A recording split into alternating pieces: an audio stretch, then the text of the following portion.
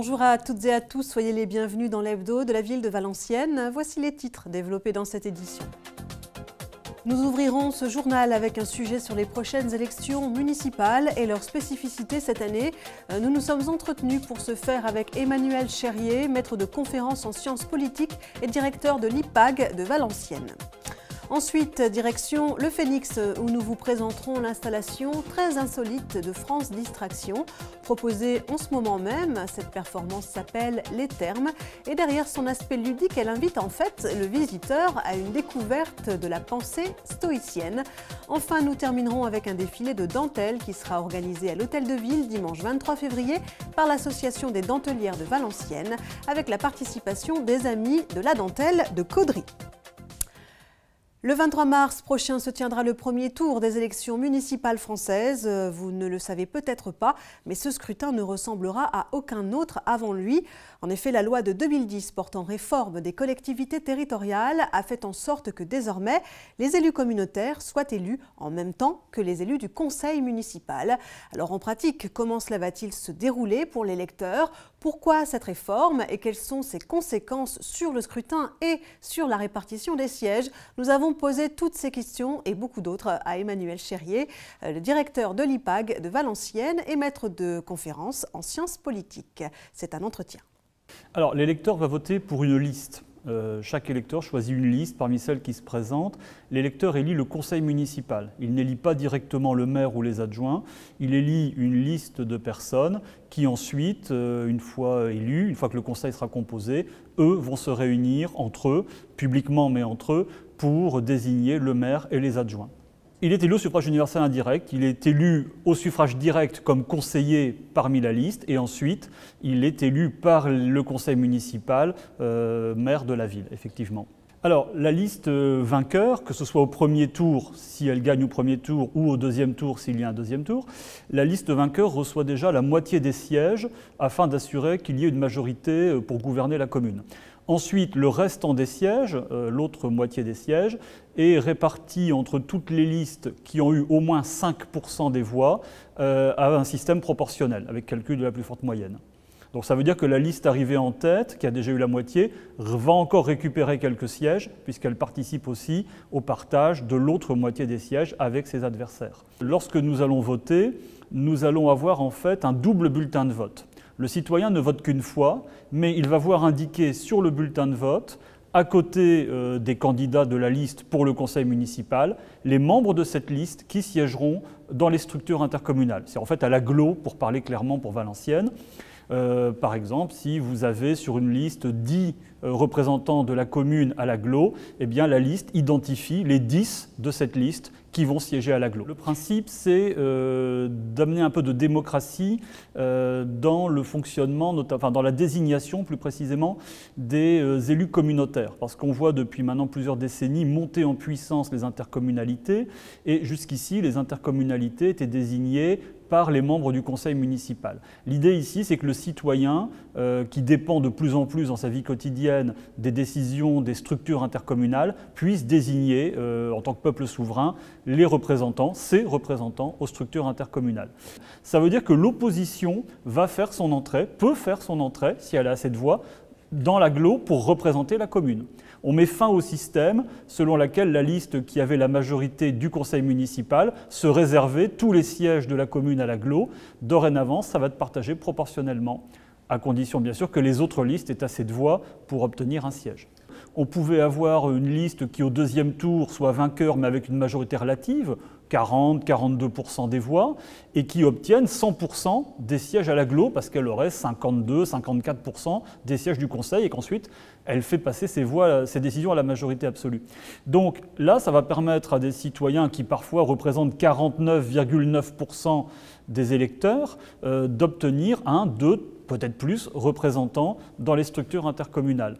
L'effet que ça va avoir en sens inverse, c'est que la majorité du conseil municipal, n'ayant plus tous les sièges à l'agglo, il peut y avoir peut-être parfois des difficultés pour faire passer certaines décisions dans les agglomérations. Voilà, vous savez tout désormais sur ces prochaines élections. Pas d'excuse donc pour ne pas aller voter. Et direction tout de suite le TSBV pour tennis, squash et badminton de Valenciennes. On fait un point sur les travaux de réfection et de remise aux normes des vestiaires, douches, toilettes et des cuisines engagées par la ville sur demande du club. Il s'agit de remettre les lieux en conformité avec les normes de sécurité et d'accès aux personnes à mobilité réduite. Un sauna va également être installé pour le confort des licenciés. On écoute d'abord Matteo Gualano, conseiller en charge des sports, suivi de la réaction de Pierre Michaud, responsable des travaux au sein du comité du TSBV. D'abord, il fallait donner un coup de jeune aux différents équipements. C'est vrai que les vestiaires, les cuisines étaient un peu vieillottes et donc la ville, en accord avec le TSBV, a décidé de restructurer, de donner vraiment quelque chose de plus confortable aux adhérents. Et sur le plan de la sécurité, des normes, tout ça ? Oui, il y avait aussi un autre aspect qui était important, c'est qu'il fallait respecter les normes, notamment les normes PMR. C'est ce qu'on a fait parce qu'en fait le TSBV a un club, une section handisport et donc il était nécessaire, plus que nécessaire, de faire ces travaux de mise aux normes. Une grande partie des membres, près de 50%, nous disaient qu'il y avait des problèmes d'une part sur les vestiaires, qui étaient quand même très vieillissants, et au niveau de la cuisine, on avait fait faire un audit.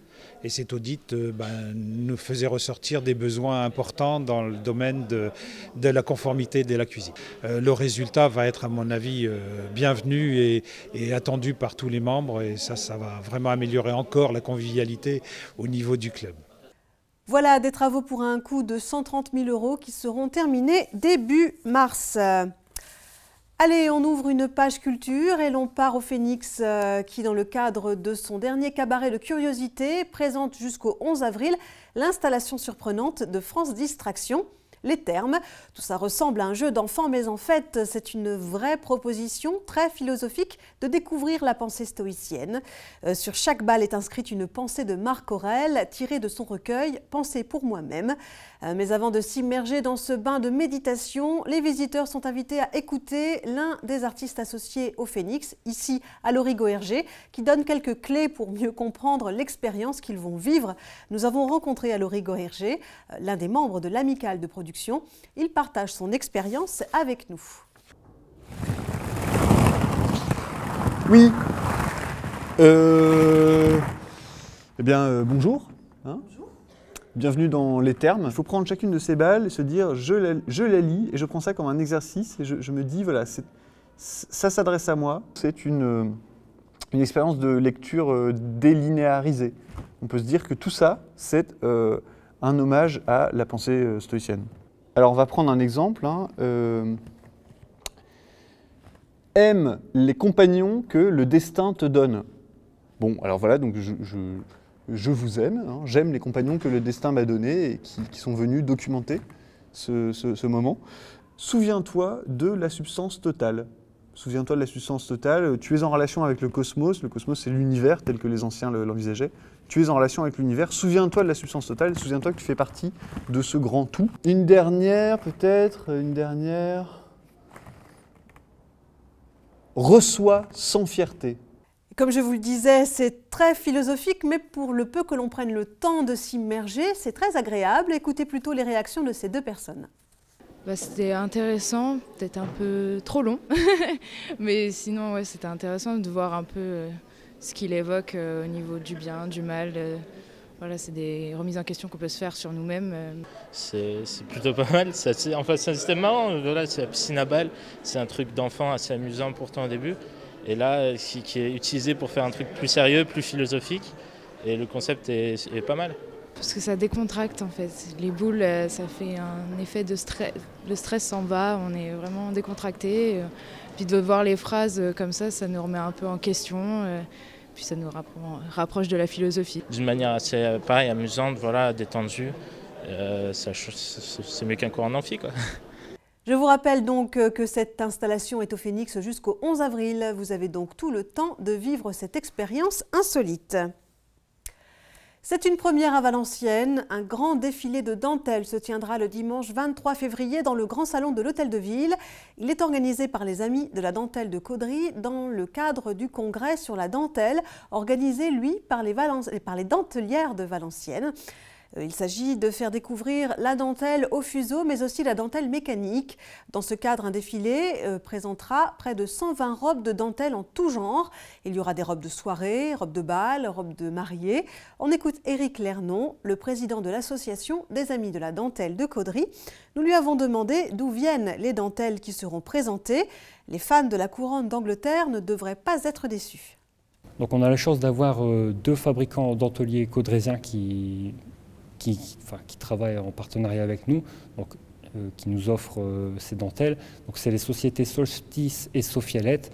Donc ces deux sociétés-là ont été mises en avant sur le plan mondial lors du mariage du prince William et de Kate Middleton, puisque c'est les deux sociétés caudrésiennes qui ont fourni la dentelle pour la maison Alexander McQueen. Donc ces deux sociétés-là nous fournissent des dentelles. C'est les mêmes dentelles qui sont utilisées par les maisons de haute couture telles que Dolce & Gabbana, Chanel, Dior. Voilà, ne manquez pas donc ce défilé. Ce sera dimanche 23 février à 15 h dans le grand salon de l'Hôtel de Ville. Et comme chaque semaine, voici quelques idées de sortie pour votre week-end. Les 22 et 23 février, rendez-vous donc au congrès Dentelle, Art et Design organisé par les dentelières de Valenciennes dans le hall de l'Hôtel de Ville. Tous les métiers de la dentelle et toutes les dentelles y seront présentés. C'est le dernier week-end, si vous n'avez pas encore vu l'exposition du Musée des Beaux-Arts de Valenciennes, Constant Moyau, du compas au pinceau, l'architecture révélée. Enfin, vous pouvez également découvrir La petite fille qui avait perdu sa langue à la bibliothèque de Valenciennes, une expo de Dominique Sampiero autour d'un conte écrit par les enfants du quartier Chasse-Royale avec l'aide de l'écrivain. C'est la fin de ce journal, merci de nous avoir suivis. Excellente semaine à tous.